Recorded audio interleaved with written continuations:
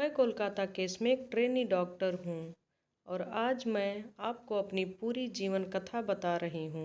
मैं अपने माता पिता की इकलौती लाडली बेटी हूँ, जिसका सपना था कि बड़ी डॉक्टर बनकर अपने माता पिता का नाम रोशन करना और उनके सपनों को पूरा करना। आज आप मुझे कोलकाता में एक ट्रेनी डॉक्टर के रूप में जानते हैं। कुछ लोग मुझे मयूरी कहते हैं तो कुछ निर्भया या दामिनी। आज देश भर में मेरा नाम हर घर में लिया जा रहा है, लेकिन मेरा असली नाम डॉक्टर मौमिता है। आप सभी ने मुझ पर जो प्यार और मेरे परिवार को जो सहारा दिया है, उसे देखकर मुझे बहुत अच्छा महसूस हो रहा है और इसलिए मैं आप तक पहुंचने की कोशिश कर रही हूं। मैं पश्चिम बंगाल में रहने वाली एक लड़की हूं। मेरा जन्म 1993 में हुआ था। घर में इकलौती होने के कारण मैं अपने माता पिता की बहुत लाडली थी। बचपन से ही मैंने अपने माता पिता को मेहनत करते हुए देखा। मुझे याद है एक बार मैंने डॉक्टर बनने की इच्छा अपने माता पिता से जाहिर की, तो हम एक मध्यवर्गीय परिवार से होने के बावजूद मेरे पिता को मेरी यह इच्छा सुनकर बहुत खुशी हुई। उन्होंने मुझसे कहा, तू बहुत पढ़ लिख कर डॉक्टर बन, मैं हूँ ना। कहते हुए उन्होंने मेरे सिर पर प्यार से हाथ फेरा। तब से मेरे माता पिता ने अपनी मेहनत की कमाई से मेरे शिक्षा के लिए पैसे बचाए। लोग अक्सर मेरे पिता से कहते थे कि गरीब होने के कारण वह अपनी बेटी को डॉक्टर नहीं बना पाएंगे। ये बातें मुझे बहुत चुभती थी, लेकिन मैंने पूरी मेहनत से पढ़ाई जारी रखी और सभी को गलत साबित कर दिया। आखिरकार मैंने अपनी मेहनत से सरकारी कॉलेज में प्रवेश प्राप्त किया। मैंने दिन रात नीट परीक्षा की तैयारी की, क्योंकि मुझे सरकारी कॉलेज में दाखिला लेना था ताकि मेरी शिक्षा का खर्च कम हो सके। मैं बड़ी डॉक्टर बनकर अपने माता पिता को वह सारी सुविधाएं देना चाहती थी जो अमीर लोगों के घरों में होती है। मैं उनकी सेवा करना चाहती थी और उनका नाम रोशन करना चाहती थी, और मेरी वह इच्छा पूरी हुई। नीट परीक्षा में मुझे बहुत अच्छे अंक मिले और उसी के आधार पर मुझे कोलकाता के आर.जी. कर मेडिकल कॉलेज में एमबीबीएस में प्रवेश मिला। मेरी सारी मेहनत सफल हो गई और मेरे माता पिता बहुत खुश हुए। धीरे धीरे मैंने अपनी पढ़ाई पूरी की, लेकिन मुझे और बड़ा डॉक्टर बनना था, लोगों की बेहतर सेवा करनी थी। इसलिए मैंने पीएचडी करने का निर्णय लिया और उसी कॉलेज में पीएचडी की पढ़ाई शुरू की। चेस्ट मेडिसिन के क्षेत्र में मैंने गहन अध्ययन किया और अपना पहला साल पूरा किया। मेरे माता पिता और मैं बहुत खुश थे, क्योंकि अब मेरी पीएचडी पूरी होने के बाद मैं एक प्रतिष्ठित डॉक्टर बनने जा रही थी। मैं लोगों की सेवा करने वाली थी और पिताजी ने मेरे शिक्षा के लिए जो कर्ज लिया था उसे भी मैं अब चुकाने वाली थी। मैं अपने माता पिता को एक सुखद जीवन देना चाहती थी। हमने किन कठिन परिस्थितियों में जीवन व्यतीत किया था, इसे मैं कभी नहीं भूली। मुझे याद है कि मेरे माता पिता खुद भूखे रहते थे, लेकिन मेरे लिए कुछ बना कर रखते थे ताकि मैं भूखी ना सोऊं। मैंने भी उन्हें देखकर पैसे बचाने का तरीका सीखा। कई चीज़ें मुझे पसंद थी, लेकिन मैंने उन्हें कभी नहीं मांगा। इसलिए मेरे माता पिता हमेशा कहते थे कि मैं बहुत समझदार हो गई हूँ और वे मुझे अपने बेटे की तरह मानते थे। अब पढ़ाई के साथ साथ मैंने आर.जी. कर अस्पताल में ट्रेनी डॉक्टर के रूप में नौकरी भी शुरू कर दी थी। 2024 का साल शुरू हो गया था। मुझे गणपति और दुर्गा पूजा बहुत पसंद थी। अब तो मैं डॉक्टर भी बन गई थी, इसलिए मैंने अपने माता पिता से कहा, इस साल हम गणपति और दुर्गा पूजा धूमधाम से मनाएंगे। अब हमारे पास पैसे भी हैं। आपकी बेटी एक प्रतिष्ठित डॉक्टर बनने वाली है। मेरी ये बातें सुनकर मेरे माता पिता बहुत खुश हुए। उन्होंने कहा, इस साल हम जरूर दुर्गा पूजा मनाएंगे। अब तो मेरे माता पिता मेरे शादी के बारे में भी सोचने लगे थे। तब मैंने पिताजी से साफ साफ कहा, मेरी शादी की चिंता आप मत करो। शादी के लिए इतने सारे पैसे कहाँ से लाएंगे पिताजी, इसलिए यह आप मुझ पर छोड़ दो। अब मैं बड़ी डॉक्टर बनने वाली हूँ, मेरी चिंता मत करो। हमारे अच्छे दिन आने वाले हैं और फिर जब मुझे सही जीवन साथी मिलेगा तब मैं शादी करूँगी। मेरे माता पिता की आंखों में हमेशा खुशी के आंसू आ जाते थे। जब भी मैं ऐसा बोलती थी, उन्हें खुश देखकर मेरा मन भी आनंद से भर जाता था। मैंने बचपन से अपनी माँ को हमेशा पैसे बचाते हुए देखा था, लेकिन मेरे लिए वह कभी भी खर्च करने से पीछे नहीं हटती थी। मेरी पसंद नापसंद उन्हें बखूबी पता होती थी। मुझे बड़ा करने के लिए उन्होंने बहुत त्याग किए थे, अपनी इच्छाओं को दबा दिया था।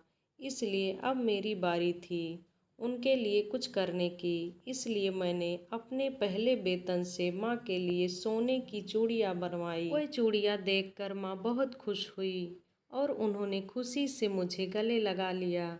सब कुछ ठीक चल रहा था। पिछले 6 महीनों से मुझे नाइट शिफ्ट्स भी मिलने लगी थी। कभी हफ्ते में एक बार नाइट ड्यूटी होती थी तो कभी कभी हफ्ते में 24-36 घंटे भी काम करना पड़ता था। इसका कारण मैं आपको आगे कहानी में बताऊंगी। 2024 का अगस्त महीना मेरे लिए इतना घातक साबित होगा, ये मैंने सपने में भी नहीं सोचा था।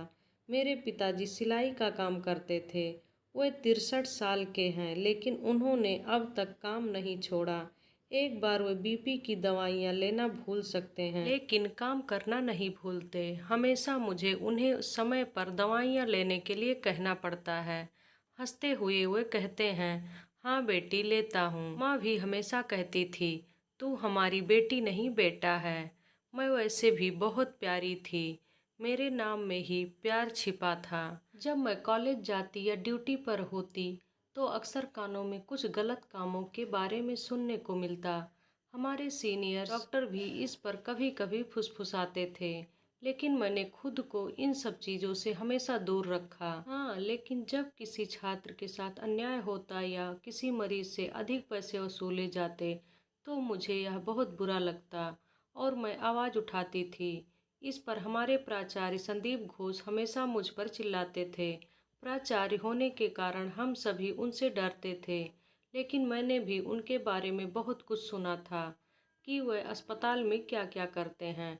कभी भी आवाज़ उठाने की कोशिश नहीं की, क्योंकि मैं इन बड़े लोगों के चक्कर में नहीं पड़ना चाहती थी।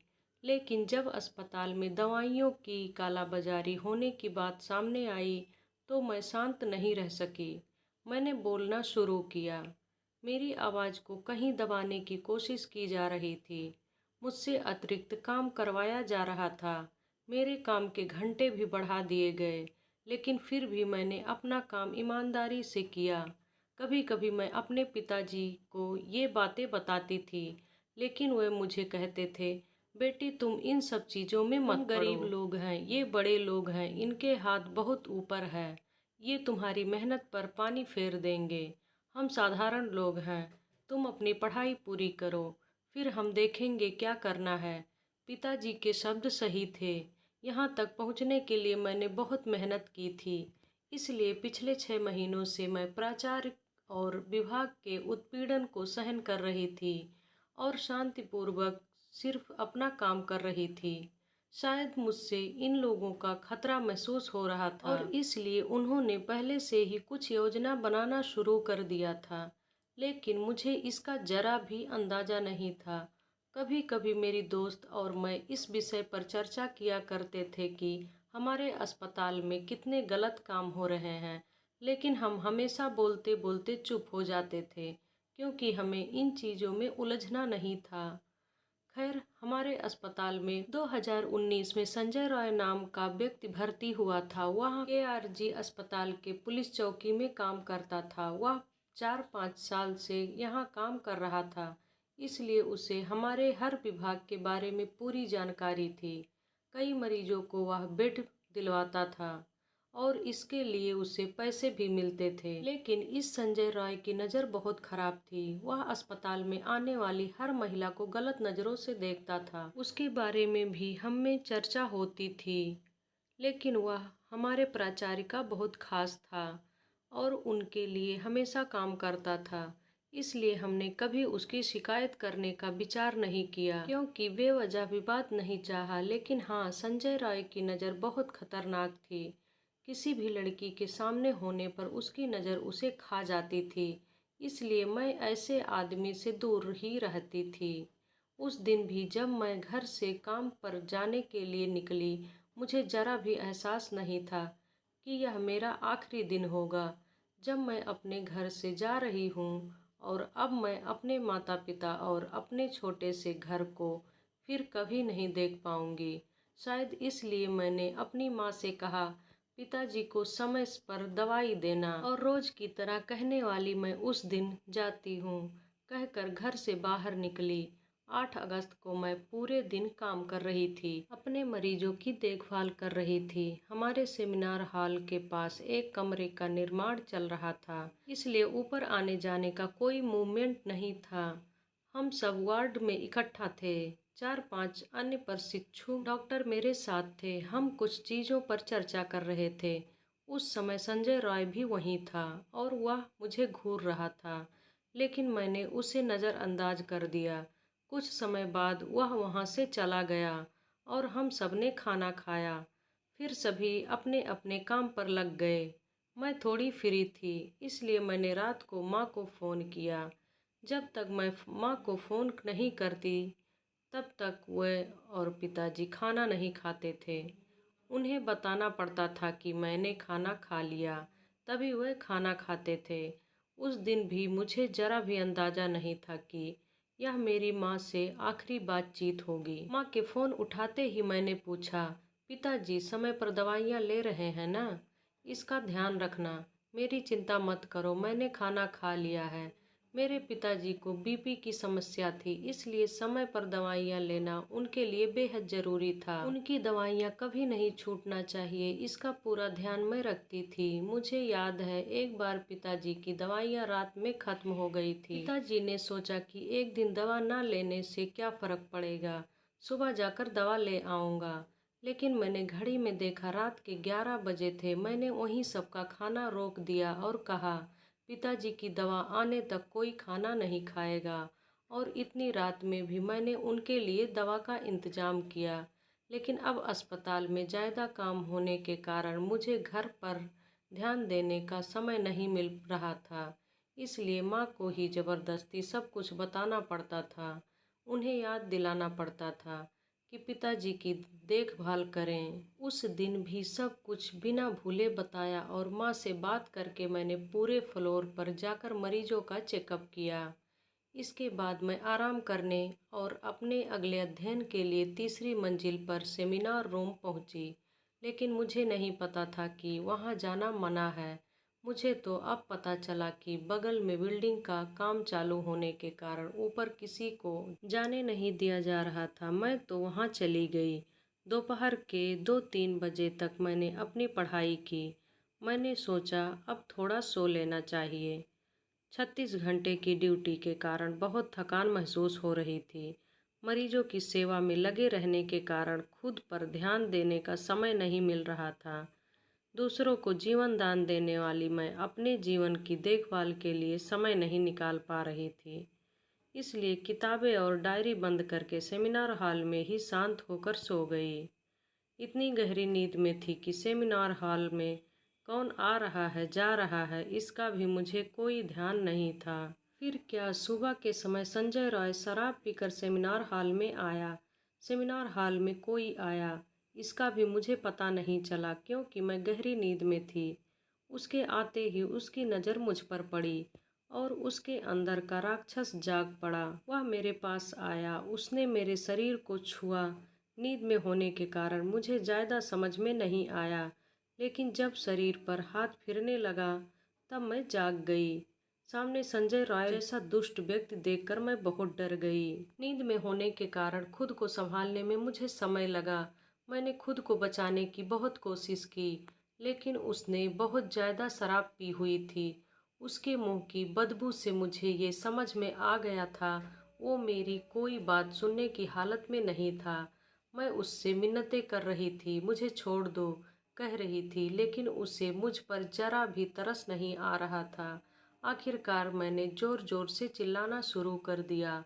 तब वो थोड़ा डर गया और जल्दबाजी में उसने मेरे मुंह पर हाथ रख दिया ताकि मेरी आवाज़ ना निकल सके।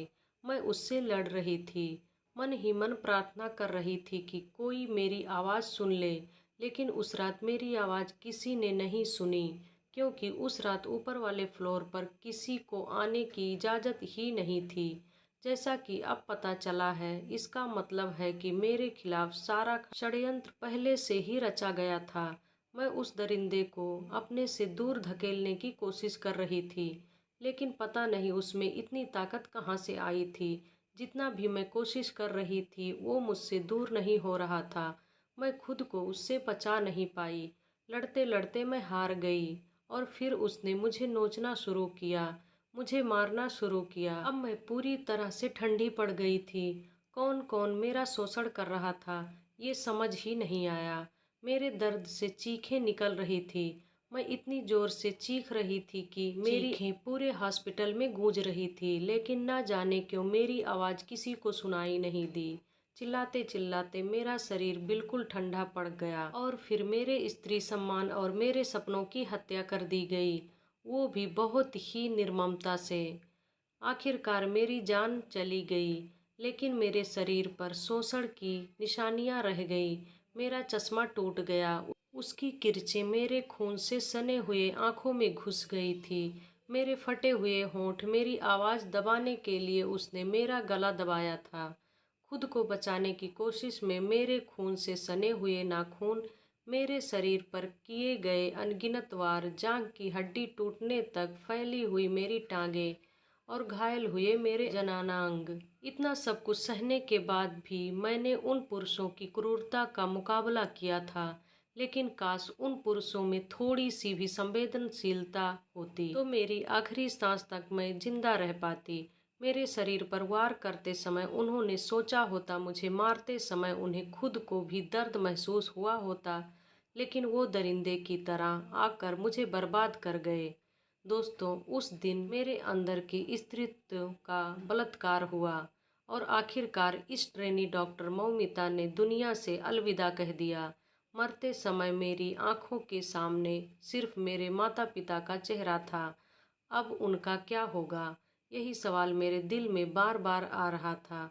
हर दिन दूसरों की जान बचाने वाली मैं, मेरी जान बचाने के लिए वहाँ कोई नहीं था। मरते वक्त भी मुझे यही डर सता रहा था कि मेरे माता पिता इतने बड़े दुख को कैसे सहेंगे। उस दरिंदे ने मेरा शोषण किया, मुझे जिंदा रहते हुए मार डाला, मेरी हत्या कर दी और फिर मेरे अधनंगे शरीर पर अधूरा कपड़ा डालकर ऐसे चला गया जैसे उसने कुछ किया ही नहीं। मेरी आत्मा तड़पता रहा, मेरे सपने अधूरे रह गए। हर दिन 10 से 12 घंटे की मेहनत से मैं यहाँ तक पहुँची थी।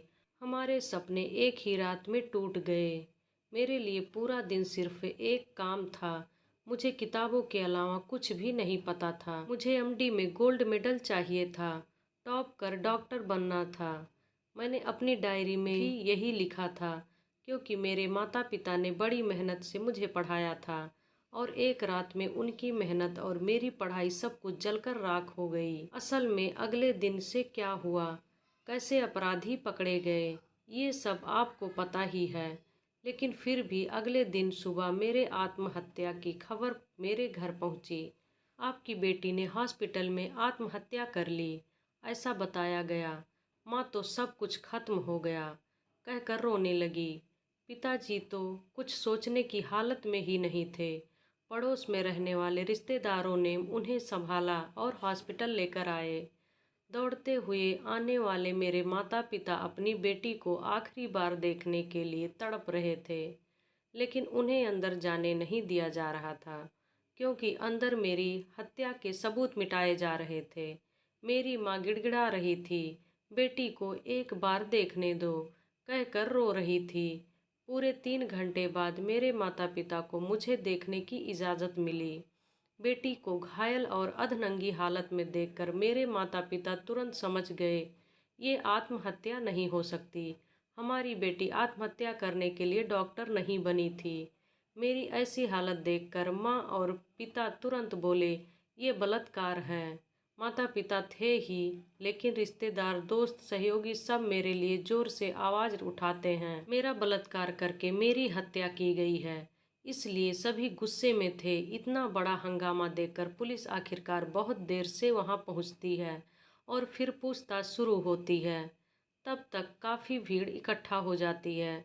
इतनी बड़ी जनता के इस आक्रोश में संजय रॉय अपने हेडफोन के सहारे पकड़ा भी जाता है। बिना कुछ कहे वो आरोपी अपना गुनाह भी कबूल कर लेता है। फिर उसे गिरफ्तार कर लिया जाता है और मामला वहीं ख़त्म कर दिया जाता है। किसी का कहना है कि मेरे साथ सिर्फ बलात्कार हुआ है, तो कोई कह रहा है कि सामूहिक बलात्कार हुआ है। मेरे योनि में पाया गया 151 ग्राम वीर्य जो केवल उस आरोपी का बताया जा रहा है। क्या मेरे साथ हुआ सामूहिक बलात्कार दबाया जा रहा है? अचानक मरम्मत के नाम पर घटनास्थल की दीवारें तोड़ी जाने लगी। उसका क्या? इमरजेंसी रूम में सीसीटीवी कैमरा नहीं था, लेकिन जो वीडियो मिला था उसमें अब तक कोई सच्चाई सामने क्यों नहीं आई? क्या बलात्कार और मुझे मारने की साजिश में शामिल बड़े चेहरों को बचाने के लिए सबूत मिटाए जा रहे हैं? जनता के बीच घुसकर क्या उन दरिंदों के कुछ लोगों ने हॉस्पिटल में आकर सारे सबूत नष्ट कर दिए और मेरे साथ अत्याचार करने वाले उन लोगों को छोड़कर फिर से उन्हें जीने का मौका देने का फैसला किया जा रहा है? पता नहीं अब मुझे न्याय मिलेगा या नहीं। मेरे साथ जो हुआ वह क्यों हुआ, क्या कभी पता चलेगा? क्या संजय रॉय को कभी फांसी होगी या नहीं? लेकिन अगर उन्हें ऐसे ही छोड़ दिया गया तो जल्द ही आपके सामने एक और निर्भया आ जाएगी। यह मत भूलो कि वो कोई बहन हो सकती है, बेटी हो सकती है, बहू हो सकती है, पत्नी हो सकती है, लेकिन होगी तो वो एक औरत ही। 2012 में मेरे जैसी ही एक और लड़की के साथ अन्याय हुआ था। उसके आरोपियों को 7 साल बाद फांसी की सजा मिली थी। उसे बहुत देर से न्याय मिला। अगर हमारी जैसी दूसरी निर्भया नहीं चाहिए तो मुझे न्याय दिलाओ। दोगे ना मुझे न्याय? क्या मेरे माता पिता को उनकी बेटी से दोबारा मिलने का मौका मिलेगा? मैंने एक डॉक्टर बनकर सभी को सेवा करने का फैसला किया था। सबको एक देवता के रूप में बचाने का निर्णय लिया था, लेकिन खुद को बचाने में मैं असफल रही। मरणासन्न अवस्था में मैंने आखिरकार अपनी सांसें रोक ली और एक अनसुलझी गुत्थी बनकर रह गई। जीते हुए लोगों की सेवा करके खुशी से जीने का मेरा सपना अधूरा ही रह गया। मेरी हत्या और बलात्कार की गुत्थी अब सुलझती नजर नहीं आ रही। मैं वही ट्रेनी डॉक्टर बोल रही हूँ, डॉक्टर मौमिता, जो कुछ दिन पहले आप में से ही एक थी। बिना किसी गलती के मैंने अपनी जिंदगी खो दी। काश उन लोगों में कुछ संवेदनशीलता होती तो आज यह महिला डॉक्टर जिंदा होती। मेरे माता पिता अभी तक इस दुख से उबर नहीं पाए हैं, लेकिन फिर भी मजबूती से खड़े होकर मुझे न्याय दिलाने की कोशिश कर रहे हैं। मेरे पिता की केवल एक ही बेटी थी, लेकिन आज मैं भले ही ईश्वर के पास आ गई हूँ, मगर अब आप सभी बेटे बेटियाँ मेरे माता पिता की संतान हो। एक बेटी चली गई, लेकिन हजारों बेटे बेटियाँ उन्हें मिल गए हैं। इसलिए कृपया मेरे माता पिता की देखभाल करें।